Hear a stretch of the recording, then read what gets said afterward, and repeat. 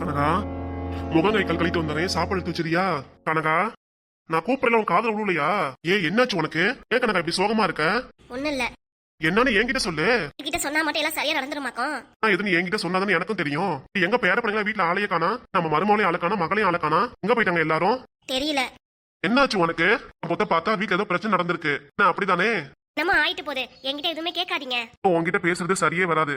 பெரியவன் இப்பதான் சாப்பிட்டு வந்திருக்கான். அடுத்து நான் சாப்பிட வந்தா பசங்கார கடையில இருந்து வீட்டுக்கு வந்திருக்கானே. இந்த வெயிலுக்கு வந்த உடனே தண்ணி வந்து கொடுப்போம், வாங்க உட்காருங்க சாப்பாடு எடுத்து வைக்கிறேன்ட்டு ஒரு வார்த்தையாவது பேசுறியா நீ? நான் தான் உங்ககிட்ட வந்து பேசிட்டு இருக்கேன். நான் நீ என்னமோ என்கிட்ட முகம் கொடுத்து கூட பேச மாட்டேங்கிற. என்னன்னு சொன்னாதானே தெரியும். பாண்டியம்மா, பாண்டியம்மா, இந்த பையல பாத்தியாமா? நான் பெத்த புள்ள என்கிட்ட சொல்லாம கூட உங்க அத்தை கூட அவங்க அம்மா வீட்டுக்கு கிளம்பிட்டாமா. வீட்டுக்கு போறதுக்கு முன்னாடி என்கிட்ட ஒரு வார்த்தை சொல்லிருக்கணும்ல. வீட்டுல ஆள காணான்னு என்ன? இப்பதான் அமிர்தா போன் பண்ணி சொல்றா, அத்தை நானும் அஜய அம்மாச்சி வீட்டு கூட்டிட்டு போயிட்டேன்னு சொல்றா. பேரை மனசுல என்ன நினைச்சிட்டு இருக்கா? வெளியே போறது கூட என்கிட்ட ஒண்ணு சொல்லவும் மாட்டேங்கிறான். அம்மா உன்கிட்ட தான் சொல்லிட்டு இருக்கேன், என்னன்னு கேளுமா. என்னம்மா வீடு ஃபுல்லா உன்னைய தேடிட்டு இருக்க, நீ இங்க இருக்க? இப்பதான் அம்மா கிட்ட பேச வந்தேன். சொல்லுங்கப்பா. என்ன ட்ரெஸ் இது? என்ன இப்படி போட்டிருக்க? என்னப்பா? என்ன ட்ரெஸ் அது? கை இல்லாம கால்ல பேண்ட் இல்லாம? அப்பா இது ஃபேஷனு. ஃபேஷனா இருந்தாலும் வீட்டுக்குள்ள இப்பதான் ட்ரெஸ் போடுவியா? அப்பா வீட்ல தானே இருக்கேன். என்னாச்சு? இதெல்லாம் தப்புமா. நீ இப்ப சின்ன பிள்ளை கிடையாது, எனக்குன்னு ஒரு பையன் இருக்கான். அதுக்கு என்னப்பா? அம்மாவே எதுவும் சொல்லல. அம்மா எதுவும் சொல்ல மாட்டா. இப்ப என்ன உங்களுக்கு? என்ன ட்ரெஸ் போட்டிருந்தா உங்களுக்கு என்ன வந்துச்சு? ஓஹோ, நான் உங்ககிட்ட பேசுறதுனால என் கோவத்தை அவள்கிட்ட காமிக்கிறீங்களா? அடி சக்க, என்னடா இவ்வளவு தூரம் வாயை திறக்கலன்னு நினைச்சேன். ஏண்டி நான் எவ்வளவு நேரம் உனக்கு என்ன ஆச்சு இப்படி உட்காந்துருக்கேன்னு கேட்டேனே. கேட்டதுக்கு உன் வாயில ஏதாவது பதில் வந்துச்சா? கேட்ட கேள்விக்கெல்லாம் உங்ககிட்ட சொல்லி ஒண்ணும் மாளாது. உங்ககிட்ட எல்லாத்தையும் சொன்னாலும் அப்படி நீங்க எல்லாத்தையும் சரி பண்ணிடுவீங்க பாருங்க. எதுக்கு வீட்டுக்கு வந்து நம்ம மவளை திட்டிட்டு இருக்கீங்க? எவ்வளவு கஷ்டத்துல இருக்கா? ட்ரெஸ் ஒழுங்கா போடணும் தான் சொல்லிட்டு இருக்கேன். ட்ரெஸ்ஸுக்கு என்ன குறைச்ச? நல்லா தானே இருக்கு. ஆமாப்பா. எனக்கு பிடிக்கல. வீட்டுல உங்க அண்ணன் இருக்கா, உங்க தம்பி இருக்கா, எல்லாரும். அண்ணன் என் தம்பி தானேப்பா. அப்படி இருந்தாலும் போத நிறுத்துங்க. அவன் மேல உங்களுக்கு என்ன கோவம்? சொல்லுங்க, எல்லாரும் அவன் மேலே கோவத்தை காமிக்கிறீங்க. உனக்கு என்ன ஆச்சுங்கிற? உனக்கு என்னடி ஆச்சு? நம்ம பொண்ணுக்கு நல்லதா எடுத்து சொல்றேன். மாடி போய் ட்ரெஸ் மாத்திட்டு வா. இது எனக்கு ரொம்ப பிடிச்சிருக்கு. போய் மாத்திட்டு வானா மாத்திட்டு வரணுங்கிறேன். இனிமே இது மாதிரி ட்ரெஸ் நான் போறதை நான் பார்த்தேன். சரிப்பா மாத்திட்டு வரேன். எனக்கு பிடிச்ச மாதிரி ட்ரெஸ் பண்ணிருக்கேன். இவருக்கு என்ன வந்துச்சு? இப்படி கோவப்படுறாரு. மொத்தம் இந்த வீட்டுல அவங்க யாருமே நம்மள புரிஞ்சுக்கவே மாட்டாங்க. போதுமா? இப்ப உங்களுக்கு கோவம் தீந்துருச்சா? என்னதான் கோவமா இருந்தாலும் நம்ம பொண்ணுக்கு நல்லதா எடுத்து சொல்றேன். சரி சாப்பாடு எடுத்து வா, சாப்பிட்டு கடை கிளம்பணும்ல. டேபிள்ல தான் எல்லாமே இருக்கு, நீங்களே எடுத்து போட்டு சாப்பிடுங்க. கடையில வேலை பார்த்த வந்த புருஷனுக்கு சாப்பிட கூட எடுத்து வைக்க மாட்டியா நீ? இந்த வீட்டுல என்ன நடக்குது ஏது நடக்குதுன்னு தெரியாம எல்லாத்தையும் பேசிட்டு இருக்கீங்களே. என்ன நடக்குது? எதுவுமே இல்லையே. உங்க கண்ணோட்டத்துல எதுவுமே இல்லாம தான் இருக்கும். உனக்குன்னு 3 பிள்ளைங்க இருக்கு. பிள்ளைங்க வாழ்க்கை நல்லா இருக்கா? பொண்ணு ஒவ்வொரு மாதிரி ரொம்ப கஷ்டப்படுதுங்க. உங்களுக்கு புரியாதே. யார் என்ன கஷ்டப்படுறா? நம்ம 3 பசங்களும் நல்லா தானே இருக்காங்க. என்ன நல்லா இருக்காங்க? பொழுதனைக்கு கடையை கட்டி அழுவுறீங்க. என்ன நடக்குது, என்ன பிரச்சனை இருக்குன்னு உங்களுக்கு ஏதாவது தெரியுதுங்களா? அதான் எல்லாமே தெரியுமே. உன் சின்ன பையன் பரணி நிறைய ஒரு பொண்ணை காதலிக்கிறேன்னு சொல்றான். இப்போ கல்யாணம் பண்றேன்னு சொல்றான். தானே வேற என்ன இருக்கு? இது மட்டும் தானா? பெரிய பையன் வாழ்க்கை, உங்க பொண்ணு வாழ்க்கையில பத்தி யோசிச்சு பாத்தீங்களா கொஞ்சம்? அப்பா உட்காருமா. இப்ப எப்படி இருக்கு பாக்க அடக்க உடக்கமா? ட்ரெஸ் போட்டுருந்தியே நல்லாவா இருந்துச்சு? அத விடுங்க, நான் சொன்ன கடைக்கு வாங்க. அப்படி நான் சொல்றத மாத்த நினைக்காதீங்க. என்ன இது முகத்தை எப்படி சோகமா வச்சுட்டு என்கிட்ட இவ்வளவு கோவமா பேசிட்டு இருக்க? இல்ல என்னாச்சு? பாண்டியம்மா வீட்டுல இருந்து பிரச்சனையா? ஆமாப்பா. யாரால பிரச்சனைமா? அண்ணியாலதான்ப்பா. என்னமா சொல்ல வர? ஆமாப்பா, அண்ணி உங்க மருமவ அவ ஆத்தா வீட்டுக்கு போயிருக்கா. என்ன விசேஷம்? மருமப்புல திடீர்னு கிளம்பி போயிருக்கு. யார பிள்ளைங்களை கூட்டிட்டு போயிச்சோ? ஆமாப்பா, அஜய் கூட போயிருக்கான். அந்த விஷயம் எங்களுக்கு தெரியாது. என்னமா சொல்ல வர? என்ன சொல்ல வரேன்னா, வீட்டுல நடக்கிறது எதுவுமே சரியில்லைங்க. பெரிய மருமவ என்னன்னா கண்ட மெனிக்க என்னைய பேசுறா. வீட்டை விட்டு தனியா பொண்ணு நினைக்கிறா. பொண்ணு வாழ்க்கை நிர்கதியா இருக்கு. அப்பல டைவர்ஸ் நோட்டீஸ் அனுப்புறேங்கிறாரு. நம்ம பையன் பரணி நம்ம பேச்சையே கேட்க மாட்டேங்கிறான். எனக்கு பிடிச்ச வாழ்க்கையை தான் வாழணும், எனக்கு பிடிச்ச பொண்ணுதான் கல்யாணம் பண்ணு ஒரே குறிக்கோளா இருக்கா. மொத்தம் நம்ம 2 பிள்ளைங்களும் நம்ம பேச்சு கேட்கவே மாட்டேங்குதுங்க. யாரு பேச்சு கேட்க மாட்டேங்கிறா? பெரிய பையன் உன் பேச்சு தானே கேட்கறான். என்னத்த கேட்கறான் அவன்? இப்ப கூட அவன் பொண்டாட்டி பேச்சு தான் கேட்டுட்டு இருக்கான். ஏமா அழுதுட்டு இருக்க? யார் வீட்லயும் பிரச்சனை இருக்கதான் செய்யும். அதை எல்லாத்தையும் சமாளிச்சாகணும். இப்படி அழுதுட்டு இருந்தா எல்லாம் சரியாயிருமா? சரியாயிரும் இல்ல. பெரியவர் நீங்க வீட்டு பிரச்சனையாவது நீங்க பாக்குறீங்களா, கண்டுக்கிறீங்களா? எதுவுமே கிடையாது. லஞ்ச் கடை கிளம்ப வேண்டியது, சாப்பிடுறது, மதியானம் வந்து சாப்பிடுறது, கடை கிளம்பிட வேண்டியது, நைட் வந்து சாப்பிட்டு தூங்கிட வேண்டியது. என்ன நடக்குது ஏது நடக்குது உங்களுக்கு தெரிய மாட்டேங்குது. இனிமேட்டு எல்லாத்தையும் நான் தெரிஞ்சுக்கிறேன். என்ன பிரச்சனை ஒவ்வொன்னா சரியாகணும், அவ்வளவுதானே. யார் என்ன ஆசைப்படுறாங்களோ அவங்க வழியில நீ விட்டு. அப்பா என்ன பேசுறீங்க? என்னை யாரும் புரிஞ்சுக்க மாட்டேங்கிறாங்கப்பா. வீட்டுல எல்லாரும் என்னை உதாசனப்படுத்துறாங்க. அண்ணியா இருக்கட்டும், என் தம்பியா இருக்கட்டும், இந்த வீட்டுல தனியா இருக்கேன்னு எல்லாரும் என்னைய பாத்தீங்களா? நம்ம பொண்ணுக்கே இந்த நிலைமை. புரியுது, எனக்கு நல்லா புரியுது. நீங்க என்ன ஸ்டெப் எடுக்கணும்? பெரியவன் என்ன ஆசைப்படுறான்? தனியா பொண்ணுட்டு தானே. பெரிய மருமகனும் தனியாவே போகட்டும். உங்க அப்பா என்னைக்கு திருந்தவே மாட்டாருடி, திருந்தவே மாட்டாரு. நம்ம எவ்வளவுதான் எடுத்து சொன்னாலும் உங்க அப்பா இப்படியே தான் பேசுவாரு. கிட்ட பேசிட்டு இருக்கோல, நம்ம புத்தி நம்ம செருப்பாலே அடிச்சுக்கணும். என்னாச்சு, ஏன் இப்படி பேசிட்டு இருக்க? நம்ம பெரிய மகனை தனியா போன நீங்களும் ஆசைப்படுறீங்களா? அதாவது என்ன பண்ண முடியும்? என்ன பண்ண முடியும்னா, அவன் இந்த வீட்டுல தாங்க இருக்கணும். இந்த வீட்டை விட்டு அவனை விட்டு என்னால இருக்க முடியாது. என் மூத்த மவன் எல்லாரும் வீட்டுல மூத்த மவன் இளைய மவன் சொல்லிட்டு இருந்தா யாரு வீட்லயே பிரச்சனை ஒண்ணும் முடியவே முடியாது. நான் கல்யாணத்துக்கு முன்னாடி வரைக்கும் மூத்த மவன் இளைய மவன் பாசம் உள்ளது எல்லாம் சொல்லிக்கலாம். கல்யாணத்துக்கு அப்புறம் உன் மவனுக்கு கல்யாணம் ஆகி பேத்தியும் பிறந்தாச்சு. இன்னைக்கு 10 வயசு ஆயிடுச்சு. ஒன்னா இருக்கலாம் சரி வராது கனகா. சொல்ல வரத புரிஞ்சுக்கோ. யாரு கூட்டு குடும்பமும் ஒன்னா இருக்கிறது நல்லதுதான், இல்லன்னு சொல்லல. யாரும் ஒவ்வொரு மனநிலையில இருக்கும் போது அவங்க மனநிலை புரிஞ்சுதான் ஆகணும். புரியுதா? என்னால இதை ஏத்துக்கவே முடியாதுங்க. பெரிய மவன் இந்த வீட்டை விட்டு போறத என்னால முடியாதுங்க. அதனா மூலையில போய் உட்காந்து அழுவு போ. மனுஷன் தானா? எவ்வளவு மன வேதனையில பேசிட்டு இருக்கேன். நீங்க என்னன்னா நானும் எவ்வளவு பசியில வந்து பசிக்குது சாப்பாடு போடுன்னு சொல்றேன். அது எதையாவது நீ கண்டுக்கிறியா? பிரச்சனை தூக்கி வச்சு என்கிட்ட சொல்லு நினைக்கிறியே. எப்ப சாப்பிடுறது?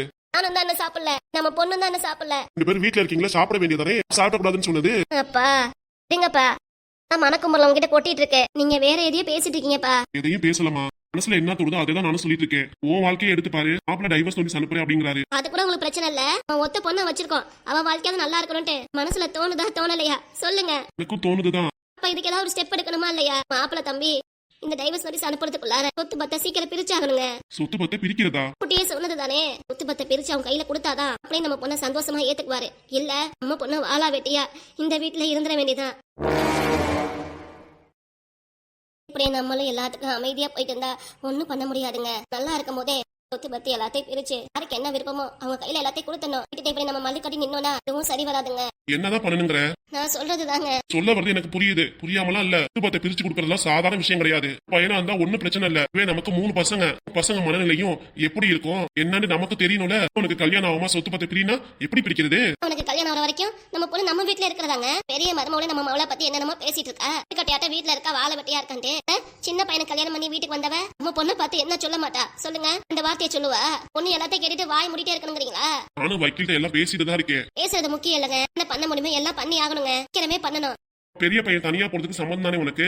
நான் சொல்லி பாத்துட்டு நீங்க கேட்கல. உனக்கு கேட்கற மாதிரி இல்ல. மனசுல உள்ளது இதுதாங்க. அம்மா பிள்ளைங்க மவன் எல்லாரும் சந்தோஷமா ஒரே வீட்லயே இருக்கணும். வீட்டுல இருக்கணும்னு நினைச்சினா வீட்டுக்கு வீடு பிரச்சனை இருந்துட்டே தான் இருக்கும். அப்பா வீட்டுக்கு வராங்களா, பாக்குறோமா, பேசுறோமா, அது விசேஷத்துல பார்த்து பேசிக்கிறோமா, இருந்தாதான் உறவு முறையும் நல்லா இருக்கும். நிறைய முகத்துக்கு முகம் பாத்துக்கிட்டு இந்த சலிப்புங்கிறேன். பேசுறது மருமகளுக்கு பிடிக்காது, அம்மா பேசுறது உனக்கு பிடிக்காது. உன் சின்னமாவே நம்ம சொல்றதை கேட்காம உனக்கு பிடிச்ச வாழ்க்கையை கல்யாணம் பண்ணி கூட்டிட்டு வந்துங்கிறான். வர பொண்ணு மனநிலைமை எப்படி இருக்கு நமக்கு தெரியுமா? அதான் சொல்றேன். மனசு நிம்மதியா இருக்கணும், அவங்க மனசு நிம்மதியா இருக்கணும். மரும பிள்ளையும் நீங்களும் ஆசைப்பட்ட மாதிரியும் பையனை என்ன பிரிச்சு தனியாவே கூட்டிட்டு போக சொல்லுங்க. எனக்கு எந்த வருத்தமும் இல்ல. என் பொண்ணு வாழ்க்கை தான் முக்கியம். நம்ம இருக்கிற வரைக்கும் நம்ம பொண்ணை பாத்துக்கலாம். நம்ம போயிட்டோம்னா நம்ம பொண்ணோட வாழ்க்கை என்னங்க ஆகுறது? கதி ஆயிராதா சொல்லுங்க? நம்ம நல்லா இருக்கும் போதே நம்ம பொண்ணை மாப்பிள்ள கூட சேர்த்து வைக்கணுங்க. அங்க நல்லது இல்ல நினைச்சுக்கோங்க. சொல்ல வருது நல்லா புரியுது எனக்கு. பண காசு இன்னைக்கு வந்தா எல்லாரும் நல்லா பேசுவாங்க. நம்ம கிட்ட பண காசு இல்லைன்னா நம்மள மதிக்க மாட்டாங்க. இதான் உலக இயல்பு. அதையும் இப்ப சொல்லிட்டு இருக்கீங்க. கிட்ட இல்லாத பணமா காசா சொல்லுங்க? நீ தான் எல்லாம் சொல்லிட்டு இருக்க. பொண்ணு வாயை திறந்து எதுவுமே பேச மாட்டேங்கிறா. எப்படி வாயை திறந்து சொல்லுவா? அவ்வளவு மனக்குமுறல இருக்கா. வீட்டுல உள்ளவங்க எல்லாரும் அவளை வேண்டாதவளா பேசிட்டு வாயை திறந்து பேசுனா எப்படி பேசுவா? என் பொண்ணோட மனநிலை எனக்கு மட்டும்தான் புரியும். அதுக்காக தான் சொல்றேன்.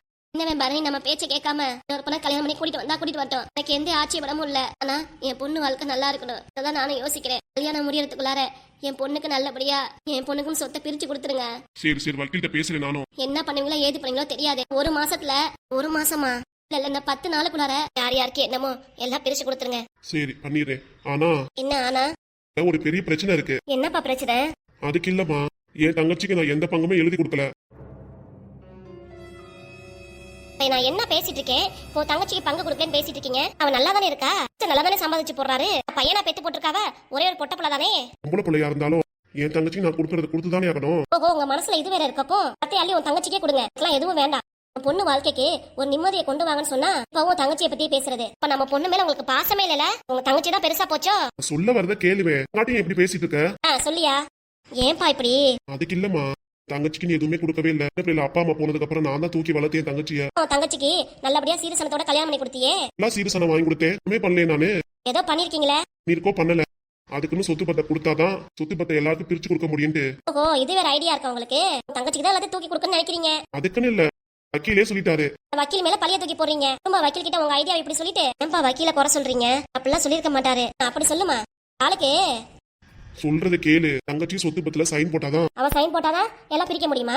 ஆமா அப்படிதான் சொன்னாரு. இது நம்புற மாதிரி இல்லங்க. வேற மாதிரி பேசுறீங்க. இப்ப வேற மாதிரி பேசுறீங்க. ஏய் லூசு.